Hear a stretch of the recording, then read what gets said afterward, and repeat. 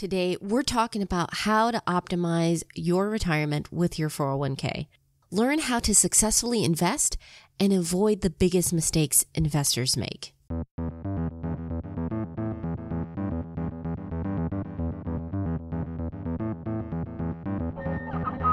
Welcome to the Couple Money Podcast, where we're focused on helping spouses get on the same page, dump their debt faster, and get on the path to financial freedom together. Support for this podcast comes from 5 Days to 5K course. A big headache for many couples in the community is they know what they need to do. They need to knock down this debt or save up for a big goal. The question is, where does this money come from? Budget's tight. So I designed a free week-long course that will show you step-by-step how to find, save, and make some extra money. And it's broken down into manageable chunks because I know we are all busy. You can sign up at couplemoney.com/5K. So last week we were talking about investing for retirement, and we looked at it kind of from a high level, figuring out a ballpark of what you'd like for your retirement, and then getting an idea of how much you need to save and where it fits in with what you're doing now. This week we're focused on a very specific part, figuring out how much to contribute and invest when there are plenty of options out there. Since I'm not a financial planner and I have no idea about your very specific financial situation, what I'm going to do in this episode is cover the process. We'll get into how do you prioritize your investments and contributions. We'll look at whether index funds are really a smart move, and then optimizing your 401k. Ready? Let's go.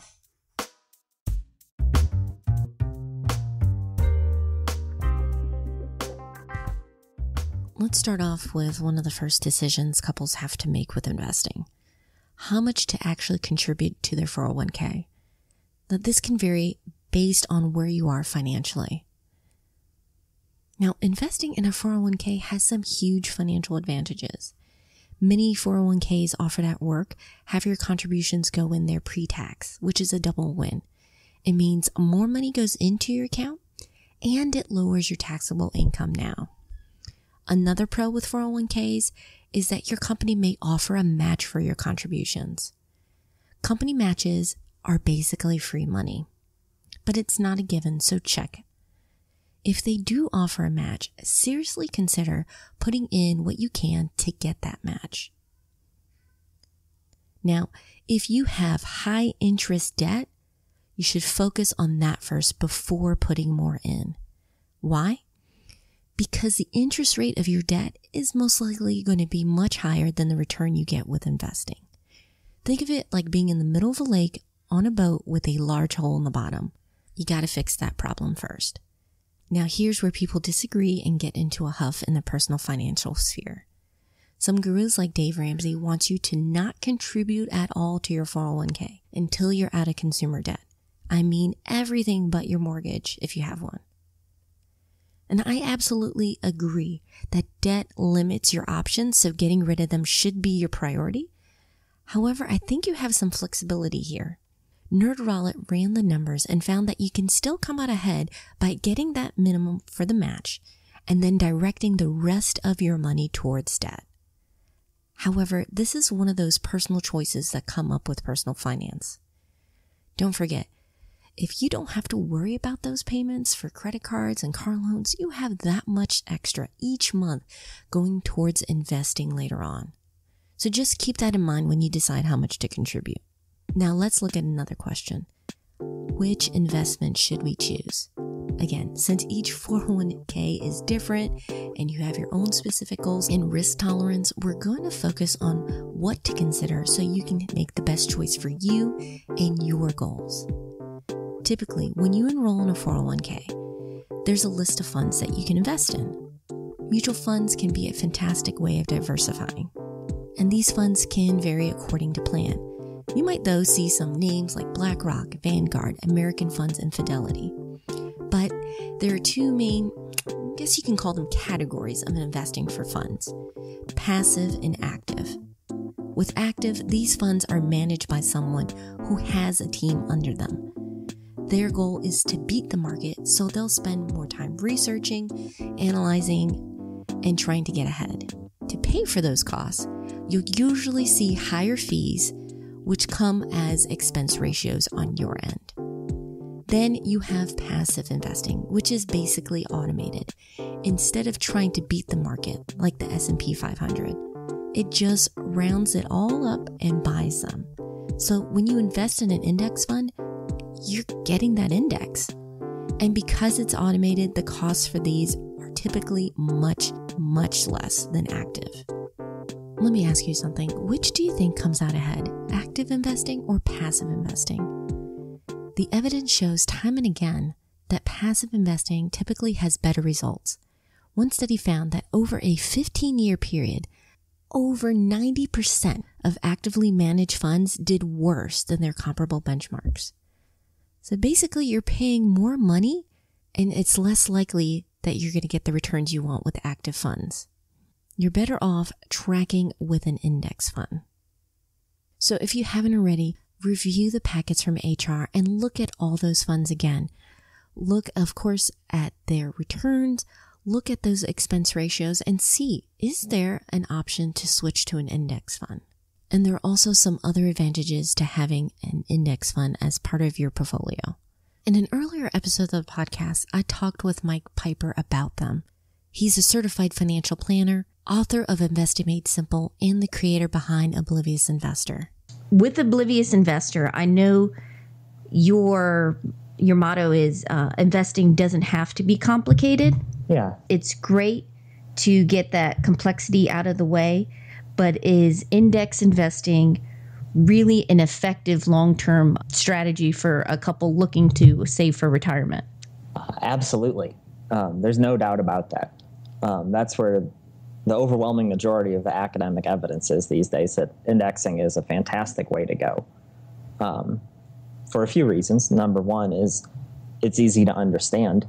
The concept of a total stock market index fund, where you just own a small piece of the entire stock market. It's very easy to grasp that concept. Number two is that it's easy to manage, which is to say that with an actively managed mutual fund, for instance, you have to keep an eye on the manager and see how they're doing and try and decide whether their good performance is likely to continue, or so on and so forth. Or if you're picking individual stocks, that's a whole lot of work. Whereas with a basic index fund, it's just the whole stock market. You don't have to necessarily do anything with it. You don't have to worry about whether the fund manager is going to do something stupid because they're just tracking an index. So it's, number one, it's easy to understand. Number two, it's less work. And number three, and this is a really critical one, is that it's low cost, which is to say that index funds have low expense ratios relative to other mutual funds.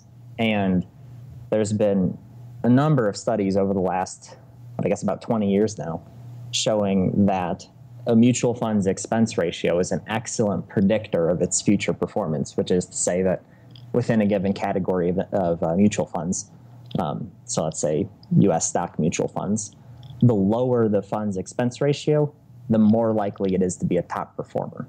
So with index funds having such low expense ratios, they're very likely to be top performers.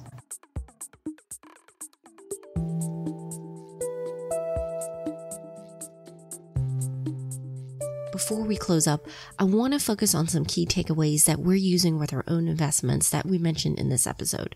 The first one is don't let your emotions rule your investment decisions. Listen, that's easier said than done. Don't we all want to beat the market, get the great returns, and retire early? But if you look at the numbers, you look at the data, more than likely you're going to come out ahead investing in index funds. It's also easier to maintain. You don't have to obsess over the details.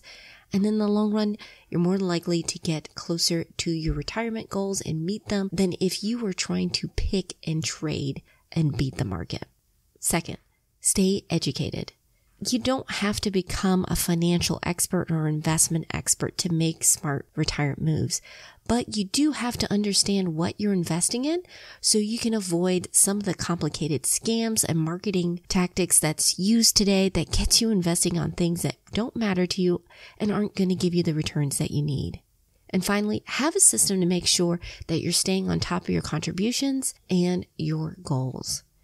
Yes, we have our monthly money dates and we do check in with the big picture numbers. But besides the contributions, making sure that they're getting deducted correctly, we don't look deeply into the retirement accounts unless it's a quarterly thing when we get those statements, because it's not necessary to just poke and prod at our portfolio. Instead, we have a goal. We want to keep to it. We just want to make sure that everything is going according to plan. Now, if you want to swap ideas, stories, or if you have some questions about investing, such as like, should you go for the match while paying off debt? Or, you're going to go all in with the debt and pay that off first. Join us in our free and private Facebook community over at Thriving Families. You can get there at couplemoney.com/FB. Love to see you there.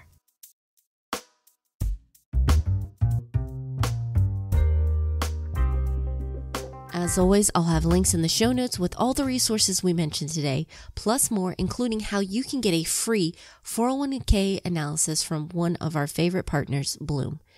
With your analysis, you can understand your investments at a glance and uncover those unnecessary hidden fees. Keep more of your money so that it's working for you and your retirement. If you want to get that free analysis, it's over at the show notes. But if you want to get it right now, just head over to couplemoney.com/Bloom. That's with 3 O's, Bloom. Our theme song is written by Gentle Regime. Additional music by Lee Rosevere. Finally, and most importantly, thank you so much for listening and your support. I'm so grateful to see you sharing your favorite episodes. If you think this episode can help out a friend, make sure that their 401k is working for them. Please spread the word. I hope you have a fantastic week. Take care.